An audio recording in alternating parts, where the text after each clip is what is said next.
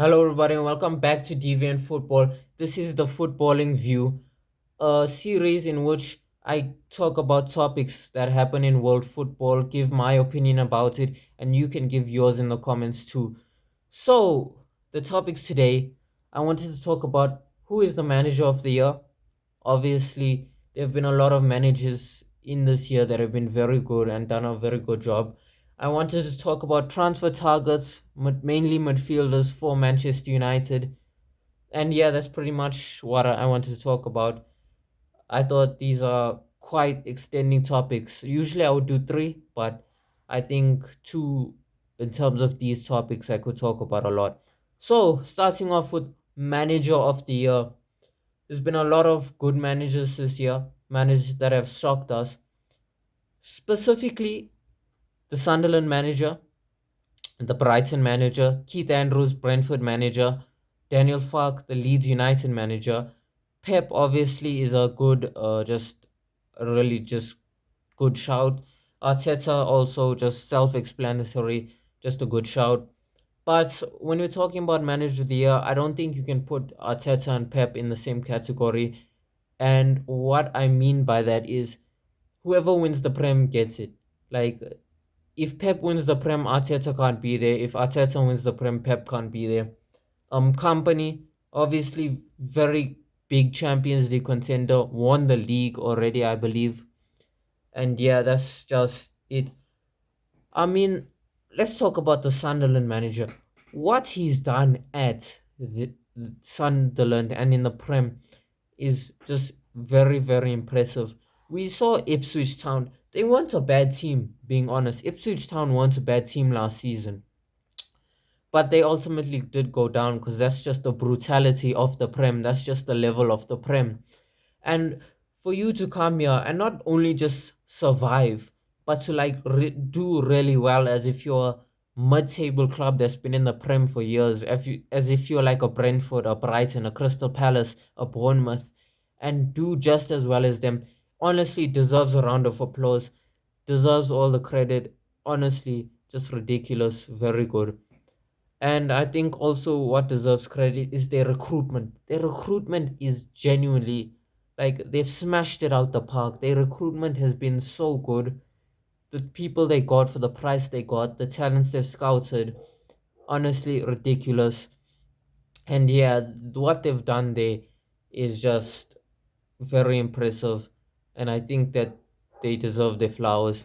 But moving on to the Leeds manager, obviously hasn't done as well, but I mean, to stay up in the Prem is impressive regardless. Daniel Fark.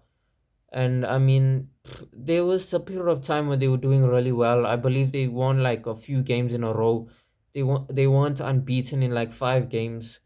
I mean, that run of form definitely deserves credit. They've beat United, so that was a great result for them.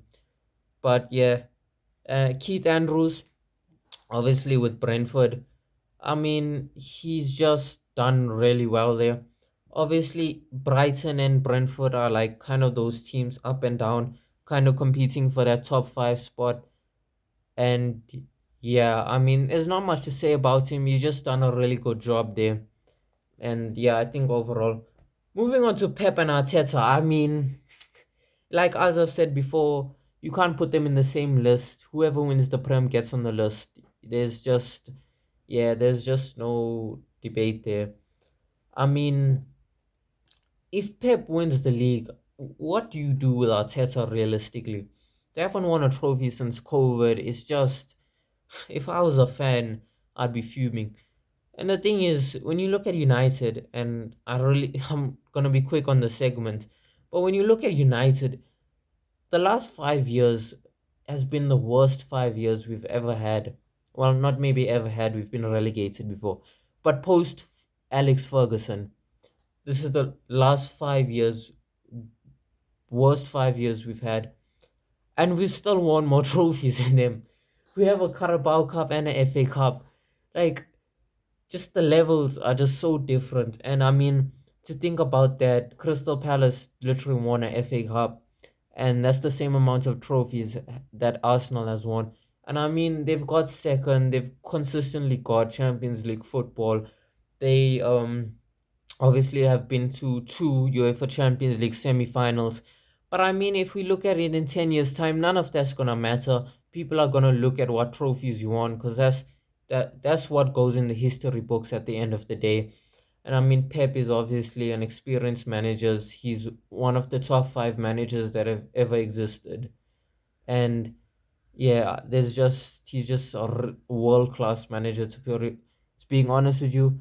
And I mean, company also, I mean, it's kind of funny how Arteta and company are basically Pep's students. They like his successors essentially. And I mean, I think company has shown to be the better manager out of the two, being honest with you.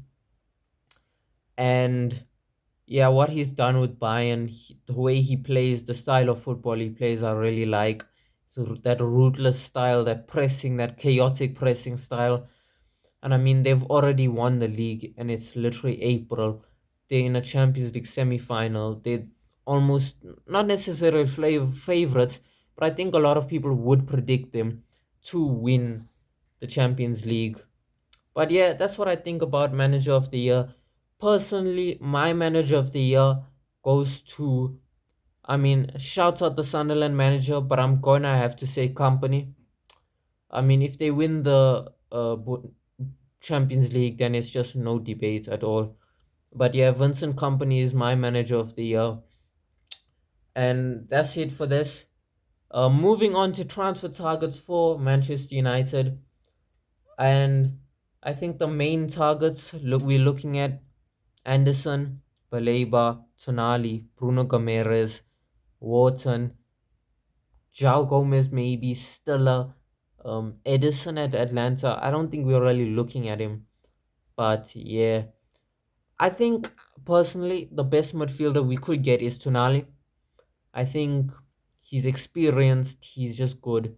And I think the difference with him versus like a Baleba, for example, if Tonali goes to United today, we're expecting him to perform, and I think he will perform. But with Baleba, it's more of a gamble. We don't know if he's gonna perform or not. He's obviously had a very bad season with Brighton this season, and I think we should stay away from him as possible. My second shout would be Bruno Gomes. Obviously, that's unrealistic to get Bruno Gomes and Tonali, because I don't think Newcastle will just sell two of their best midfielders just that easily. And yeah, I really don't think they would. So my shouts are definitely gonna have to be Tonali, and the thing is with Anderson, he's going to City. I saw an Instagram post yesterday. He posted something about City. That brother is not coming to United. He's going to City. We're not gonna get him. But so that's why I think Tonali has to be has to be a must happen deal. Tonali is a must happen deal. It has to happen. We have to get him, because who else are we gonna get? We really need a midfielder. And yeah, I just think that Tonali is just a great candidate for that job. Then my second shout would be, besides Bruno Gomes, probably Stella at Bundesliga. Is definitely not the same as Baleba. Well, kind of similar to Baleba, but the difference is Stella has been doing well this season. But I like him a lot, the type of player he is.